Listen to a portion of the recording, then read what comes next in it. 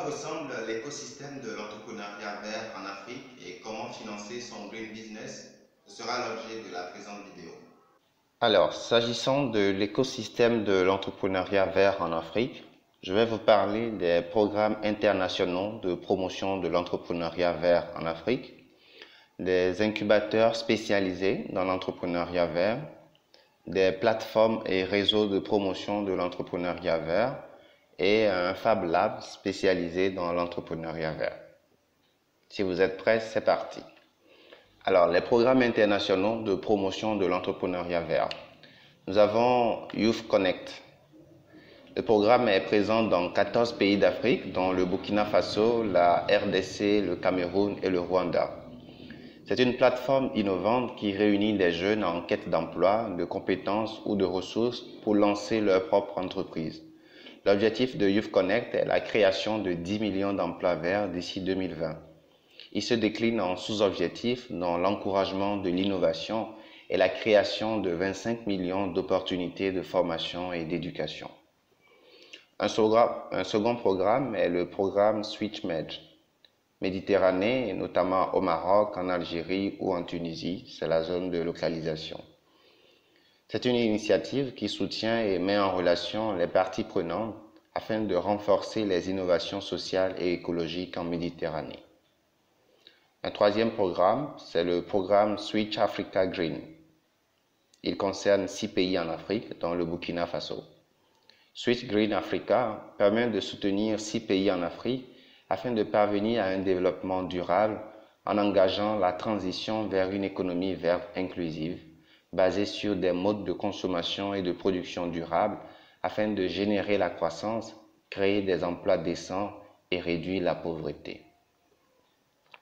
Abordons à présent les incubateurs spécialisés dans l'entrepreneuriat vert. Nous avons le programme Green Business Incubator, lancé par le Cluster Solaire. Il se trouve au Maroc. Le Cluster Solaire a pour mission de définir une vision et un plan d'action collaboratif en vue du renforcement des capacités et des compétences industrielles, et ce, avec l'ambition de développer des applications valorisant l'énergie solaire.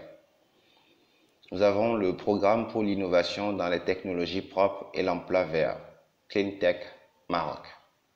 Ce programme contribue à la promotion des emplois verts par le soutien aux innovations en technologies propres et à l'entrepreneuriat à travers 2 principaux leviers. Le premier, l'organisation de compétitions annuelles pour récompenser les projets innovants dans le domaine de l'entrepreneuriat et du développement durable. Le second, la mise en place d'un programme d'accélération et d'accompagnement personnalisé des projets Clean Tech innovants. Nous avons l'incubateur de l'école d'ingénieurs 2IE spécialisé dans le domaine de l'eau et de l'environnement qui opère en Afrique de l'Ouest.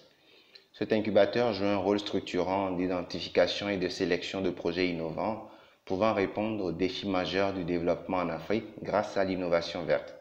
Parmi les projets innovants sont en rapport avec plusieurs domaines: assainissement, écomatériaux, agriculture biologique ou bien encore valorisation des déchets.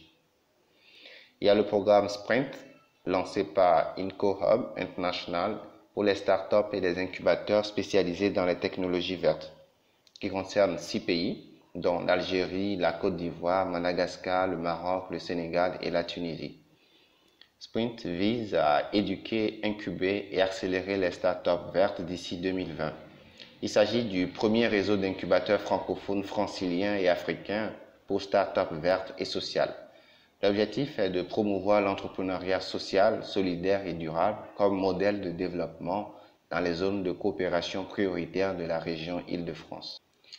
Il y a le CIPMEN, Centre d'incubation des PME du Niger.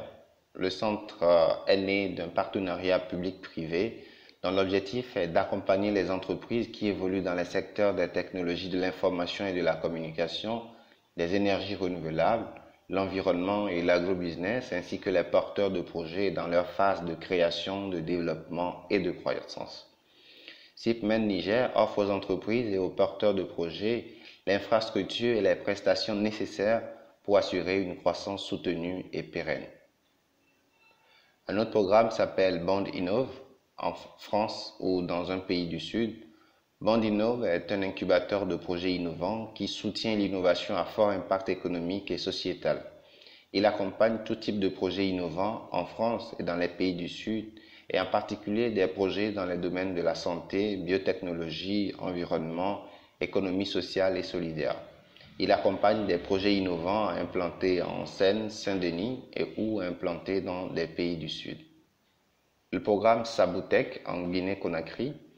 L'incubateur, fruit d'une alliance entre des partenaires publics, privés et la société civile, a pour vocation de donner un coup de main aux jeunes entreprises guinéennes, les accompagner et favoriser la création et le développement d'entreprises innovantes en Guinée dans les domaines des TIC, des énergies renouvelables et de l'environnement.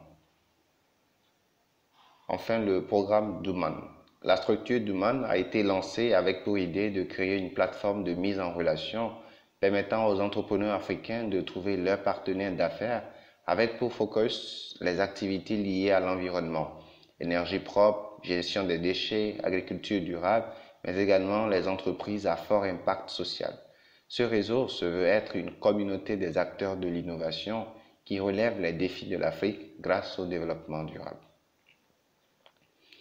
Parlons à présent des plateformes et réseaux de promotion de l'entrepreneuriat vert. Nous avons Eco2Africa au Cameroun. C'est une plateforme africaine d'investissement et d'entrepreneuriat vert et écologique qui propose un cadre habilitant, participatif, intégré et volontaire de promotion et de facilitation des investissements verts, écologiques et numériques en appui aux stratégies de croissance verte, de développement durable, inclusif et transformationnel de l'Afrique. Le programme collabore avec des organisations et institutions locales, nationales, sous-régionales, continentales et globales, intervenant dans l'appui à la croissance verte et au développement durable, à la coopération sud-sud et à l'intégration africaine. Enactus, qui intervient dans le monde entier.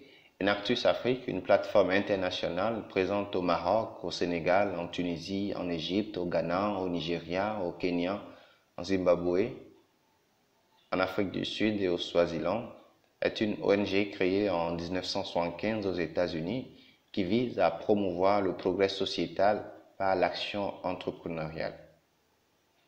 ICAF, Initiative Climat Afrique francophone, qui intervient en Afrique francophone.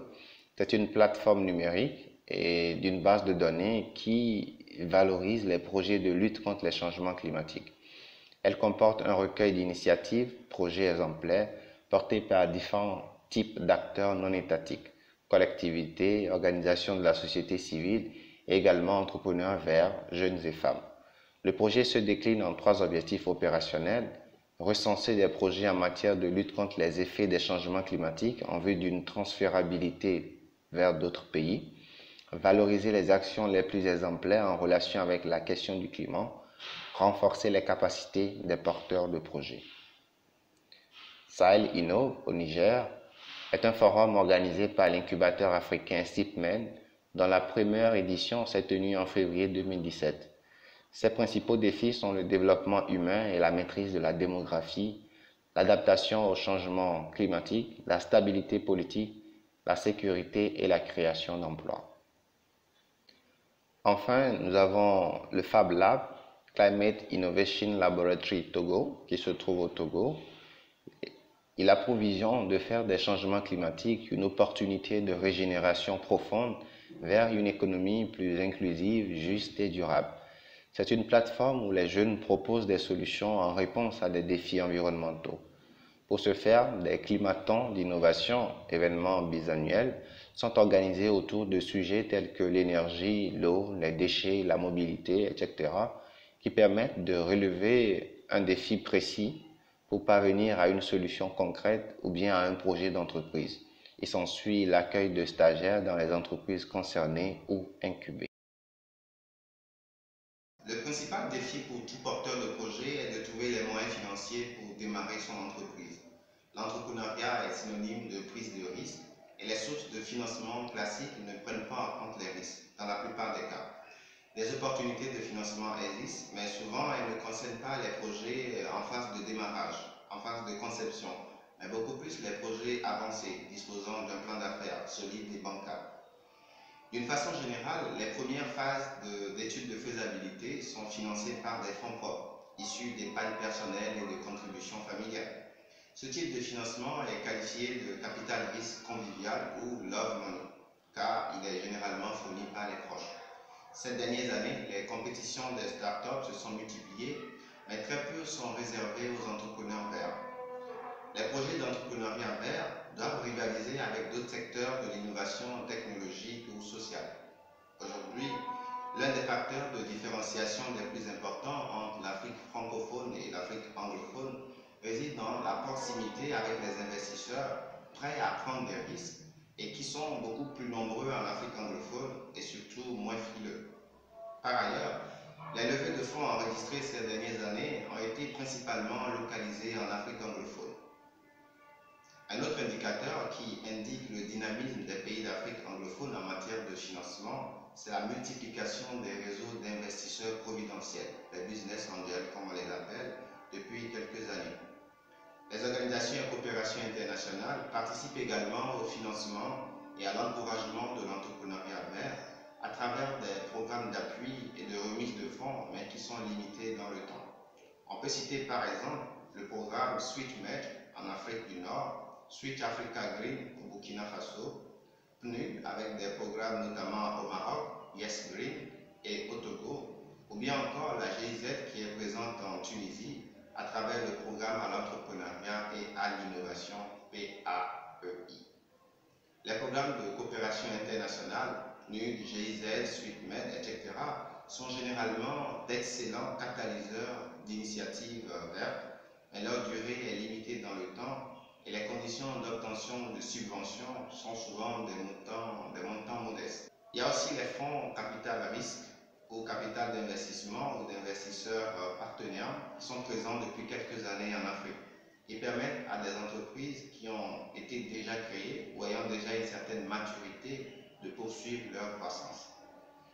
Il existe également des réseaux français de prêts d'honneur qui financent largement l'innovation et la création d'entreprises en France. Il existe également des réseaux français de prêts d'honneur qui financent des projets d'innovation et de créativité. Parlons également du financement participatif ou le crowdfunding. C'est un autre levier dont on parle beaucoup ces derniers temps, que ce soit pour financer des projets à vocation sociale ou à impact environnemental, ou pour flécher une partie des financements des diasporas vers des investissements productifs. Ce nouvel instrument financier fait naître des espoirs pour apporter des fonds aux entrepreneurs, que ce soit sous la forme de subventions, de prêts, d'investissements ou de tout autre outil à effet de levier. Mais les contraintes légales propres à chaque pays rendent la mise en place de ces plateformes difficile. Et voilà, vous savez désormais l'essentiel sur l'entrepreneuriat vert. Dans les 2 prochaines vidéos, nous nous intéresserons au cas particulier des énergies renouvelables, notamment du solaire. Likez, commentez et partagez cette vidéo comme d'habitude. Merci pour votre aimable attention. C'était Hélène Zafli. Je vous dis à très bientôt.